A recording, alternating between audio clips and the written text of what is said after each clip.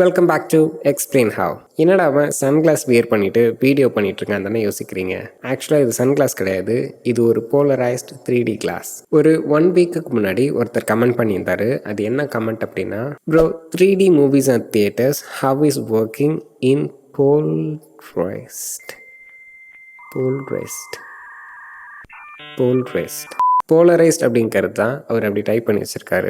Have is working in polarised 3D, அதை நம்மளோட மொபைல்லையும் பார்க்க முடியுமான்னு சொல்லிட்டு கேட்டிருக்காரு. ஆல்ரெடி நம்மளோட சேனலில் 3D எப்படி மொபைலில் பார்க்குறேன்னு சொல்லிட்டு ஒரு ஷார்ட்ஸ் பண்ணியிருக்கோம். அதை அவர் பார்க்கலன்னு நினைக்கிறேன். எனிவே பரவாயில்ல. பை த வே, இந்த வீடியோ பார்க்குறப்போ அன்னைக்கு தீபாவளியாக தான் இருக்கும்னு நினைக்கிறேன். So I wish you a very happy Deepavali to all of you and your family. எல்லாரும் பலகாரம்லாம் சாப்பிட்டு பட்டாசுலாம் வெடிச்சு ஜாலியாக இருப்பீங்கன்னு நினைக்கிறேன். இனிவே இந்த பட்டாசுலாம் வெடிக்கும் போது சேஃபாக ஹேண்டில் பண்ணுங்கன்னு சொல்லிட்டு அட்வைஸ் பண்ணலாம் விரும்பலை. உங்களுக்கு தெரியும் நீங்கள் சேஃபாக ஹேண்டில் பண்ணுவீங்கன்னு நான் நம்புகிறேன். இன்ட்ரோவே ரொம்ப லென்த்தியாக போகுதுன்னு நினைக்கிறேன். So that I further to let's get started.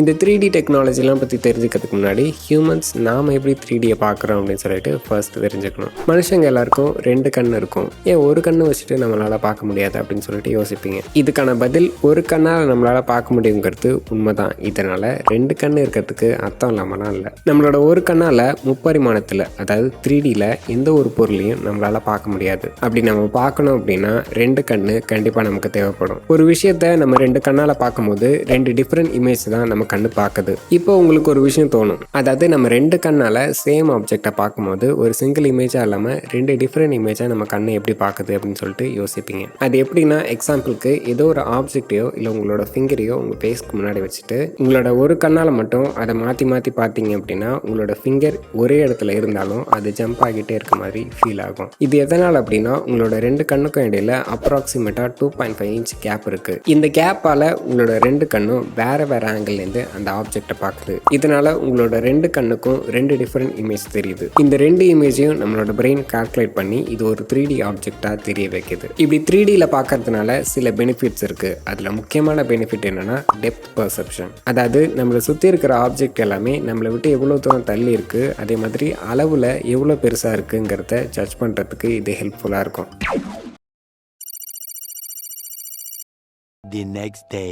Unfortunately நேற்று மழை பெஞ்சதால கரண்ட்டு போயிடுச்சு. ஸோ நேற்றுக்கே முடிக்க வேண்டிய வீடியோ 2வது நாள் ஷூட் பண்ணுற மாதிரி ஆயிடுச்சு. இனிவே பரவாயில்ல, இன்னைக்காவது கரண்ட்டு போகாமல் இருக்கணும். இப்போ நம்மளோட கண் எப்படி 3Dயை பார்க்குதுன்னு தெரிஞ்சுக்கிட்டாச்சு. இப்போ ஒரு மூவியை நம்ம எப்படி 3Dயில் எக்ஸ்பீரியன்ஸ் பண்ணுறோங்கிறத ஸ்டெப் பை ஸ்டெப்பாக பார்ப்போம். இப்போ ரீசெண்ட் டேஸில் நிறைய 3D மூவிஸ் வந்துட்டுருக்கு. அது எல்லாமே 3Dயில் ஷூட் பண்ணுறதுனால தான் அதை 3Dயில் எக்ஸ்பீரியன்ஸ் பண்ண முடியுது. பட் எப்படி ஒரு மூவியை 3Dயில் ஷூட் பண்ணுறாங்க அப்படின்னா அதுக்கு நமக்கு 2 கேமராஸ் தேவைப்படும். அப்படி நம்ம ஷூட் பண்ண போகிற அந்த 2 கேமராவும் சைஸில் ரொம்ப சின்னதாக இருந்துச்சுன்னா நமக்கு ரொம்ப கன்வீனியண்ட்டாக இருக்கும். எதனால் அப்படி சொல்கிறோம் அப்படின்னா, நம்மளோட கண்ணோட டெப்த் பர்செப்ஷனை அந்த கேமராலையும் மேட்ச் பண்ணுறதுக்காக அந்த 2.5 இன்ச் கேப்பை நம்ம கேமராலையும் மெயின்டைன் பண்ணுற மாதிரி இருக்கும். பட் இப்போதைக்கு இருக்கிற மாடர்ன் கேமராஸ் எல்லாமே சைஸில் பெருசாக இருக்கிறதுனால இதுக்கு ஒரு ஸ்பெஷலைஸ்ட் மிரர் யூஸ் பண்ணி இதை ஷூட் பண்ணுறாங்க. இப்படி ஷூட் பண்ணும்போது நம்ம கண்ணால் எப்படி பார்க்குறோமோ அதே மாதிரி வேறு வேறு ஆங்கிள்லேருந்து 2 டிஃப்ரெண்ட் இமேஜை இந்த கேமரா ஷூட் பண்ணுது. இப்படி ஷூட் பண்ணுறதுனால நமக்கு 3Dயில் எக்ஸ்பீரியன்ஸ் பண்ணுறதுக்கான ஃபுட்டேஜ் கிடைச்சிருது. இப்போ ஷூட் பண்ணி முடிச்சதுக்கப்புறம் இதை எடிட் பண்ணி ஆடியன்ஸ்க்கு தியேட்டரில் ஷோ பண்ண வேண்டியது தான். பட் 2Dயாக இருந்துச்சுன்னா ஈஸியாக நம்மளோட ஆடியன்ஸ்க்கு ஷோ பண்ணிட முடியும். இந்த 3Dயை ஷோ பண்ண வைக்கிறதுக்கு சில technologies like special projector, 3D classes இதெல்லாம் தேவைப்படும்.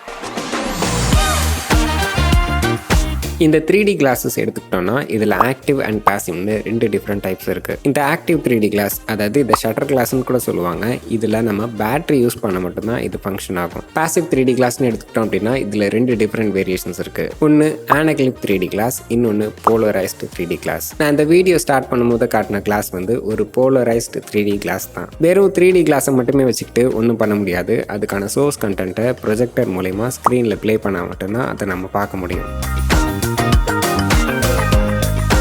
இதில் ஃபர்ஸ்ட் மெத்தட் வந்து ஆக்டிவ் போலரைசர் ஃபில்டரை நம்ம DLP சினிமா ப்ரொஜெக்டர்ஸ் முன்னாடி வச்சு ப்ளே பண்ணுறது. இந்த ஆக்டிவ் போலரைஸ்டு ஃபில்டர் என்ன பண்ணும் அப்படின்னா நான் போலரைஸ்டு லைட்டாக கன்வெர்ட் பண்ணுறதுக்கு ஹெல்ப் பண்ணும். அது என்ன போலரைஸ்ட் அண்ட் நான் போலரைஸ்ட் அப்படின்னு கேட்டிங்க அப்படின்னா, நம்ம சுற்றி இருக்கிற எல்லா லைட்டுமே நான் போலரைஸ்டு லைட் தான். இன்னும் தெளிவாக சொல்லணும் அப்படின்னா, அந்த லைட் ட்ராவல் பண்ணுறப்போ வெர்டிக்கல் ஹரிசாண்டல் இது மாதிரி எல்லா டைரக்ஷன்லையும் அந்த லைட் வேவ் ட்ராவல் ஆகுது. பட் இந்த போலரைஸ்டு ஃபில்டர் யூஸ் பண்ணும்போது இது வெர்டிக்கலாவோ இல்லை ஹரிசாண்டலாவோ ஏதோ ஒரு ஒரு டைரக்ஷனில் மட்டும் இதை நம்ம ஃபில்டர் பண்ணி அனுப்ப முடியும். இந்த ப்ரொஜெக்டரில் ஆக்டிவ் போலரைசிங் ஃபில்டர் யூஸ் பண்ணியிருக்கிறதால இது செகண்டுக்கு 120 முறை இது வெர்டிக்கல் ஹரிசாண்டல்னு சொல்லிட்டு லைட்டை ஃபில்டர் பண்ணி அனுப்பிச்சிக்கிட்டே இருக்கும். எப்படி இந்த ஃபில்டர் செகண்டுக்கு 120 முறை மாறி மாறி ஃபில்டர் பண்ணுதோ அதுக்கு தகுந்தா போல் ப்ரொஜெக்டரும் செகண்டுக்கு 120 முறை லெஃப்ட் ஐ அண்ட் ரைட் ஐன்னு சொல்லிட்டு ரெண்டு இமேஜையும் சைமல்டேனியஸாக ப்ளே பண்ணிக்கிட்டே இருக்கும். இப்போ ஃபில்டர் ஆகி வந்த இந்த லைட்டு ஸ்க்ரீன் மேலே பட்டு ரிஃப்ளெக்ட் ஆகி வெர்டிக்கலாக உள்ள லைட்டு ஒரு பக்கமாகவும் ஹரிசண்டலாக உள்ள லைட்டு இன்னொரு பக்கமாகவும் வந்து நம்ம கண்ணை ரீச் ஆகும். ஸோ இப்போ உங்களுக்கு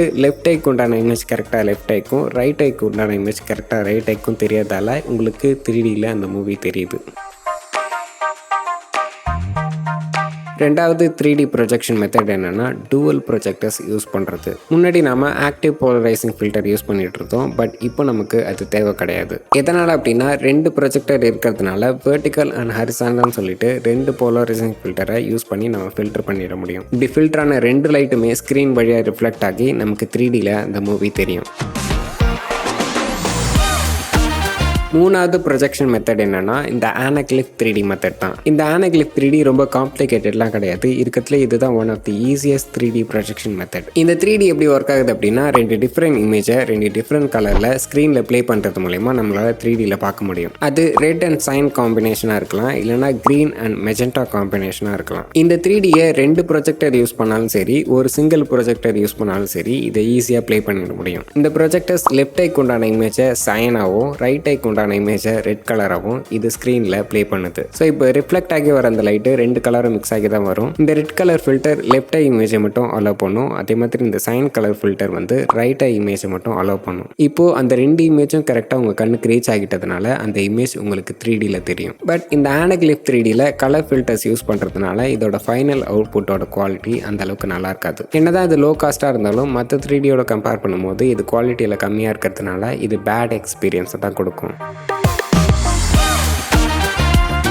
last and final 3D projection method தான் இந்த ஆக்டிவ் 3D கிளாஸஸை யூஸ் பண்ணி 3Dயில் பார்க்குறது. இந்த ஆக்டிவ் 3D கிளாஸ் மெத்தட் எப்படி ஒர்க் ஆகுது அப்படின்னா இந்த ப்ரொஜெக்டர் செகண்டுக்கு 120 இல்லைனா 120க்கு மேலே லெஃப்ட் ஐ இமேஜையும் ரைட் ஐ இமேஜையும் சைமல்டேனியஸாக மாற்றி ப்ளே பண்ணிக்கிட்டே இருக்கும். இப்படி ப்ளே ஆகிட்டு இருக்கிற இந்த இமேஜுக்கு தகுந்த மாதிரி நம்மளோட 3D கிளாஸ் என்ன பண்ணுவோம்னா நான் ஆல்ரெடி சொல்லியிருந்த மாதிரி இது ஒரு battery powered 3D class. So இதில் இருக்கிற 2 கிளாஸ்லையும் நம்ம வோல்டேஜ் கொடுக்கும்போது இது கம்ப்ளீட்டாக பிளாக் அவுட் ஆகிடும். இதனால வர லைட்டை இது பிளாக் பண்ணும். பட் ஸ்க்ரீனில் லெஃப்ட் ஐ இமேஜ் தெரியும் போது ரைட் ஐயை பிளாக் பண்ணணும். அதே மாதிரி ரைட் ஐ இமேஜ் தெரியும் போது லெஃப்ட் ஐயை பிளாக் பண்ணணும். இப்போ அந்த ஸ்க்ரீனுக்கு மேலே ஒரு சென்சார் வச்சுருப்பாங்க. அந்த சென்சார் வந்து ஸ்க்ரீனையும் நம்மளோட கிளாஸையும் சிங்க்ரோனைஸ் பண்ணுறதுக்கு ஹெல்ப் பண்ணும். அதாவது நம்மளோட ஸ்க்ரீனில் லெஃப்ட் ஐ இமேஜ் தெரியும் போது கரெக்டாக ரைட் ஐயை பிளாக் பண்ணுறதுக்கும் அதே மாதிரி ரைட் ஐயோட இமேஜ் தெரியும் போது கரெக்டாக லெஃப்ட் ஐயை பிளாக் பண்ணுறதுக்கும் இது ஹெல்ப் பண்ணும். ஸோ இந்த ப்ராசஸ் சைமல்டேனியஸாக 120 ஹெர்ட்ஸ்க்கு மேலே நடக்கிறதால நம்மளோட நார்மல் கண்ணுக்கு அந்த ஃப்ளிக்கரிங் எஃபெக்ட் தெரியாமல் இருக்கும். ஸோ நம்ம எப்போதும் போல் இந்த 3D மூவியை வாட்ச் பண்ண முடியும். பட் இந்த ஆக்டிவ் 3D கிளாஸ் மெத்தட் வந்து ரொம்ப எக்ஸ்பென்சிவாக இருக்கிறதுனால எல்லாராலையும் அஃபோர்ட் பண்ண முடியாது.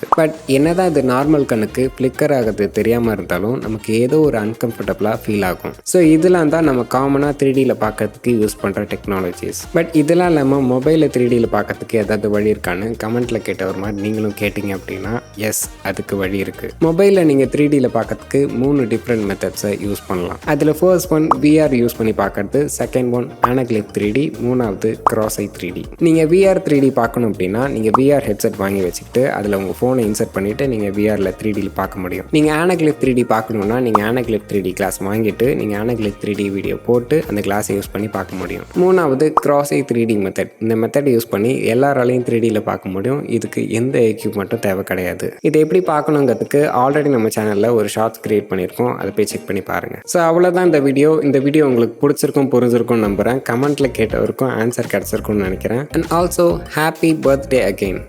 No, happy Diwali again. So இதே மாதிரி இன்னொரு இன்ட்ரெஸ்டிங்கான வீடியோவோட வேற ஒரு கமெண்ட் ரெக்வஸ்ட்டோட உங்களை வந்து மீட் பண்ணுறேன். Good bye for now.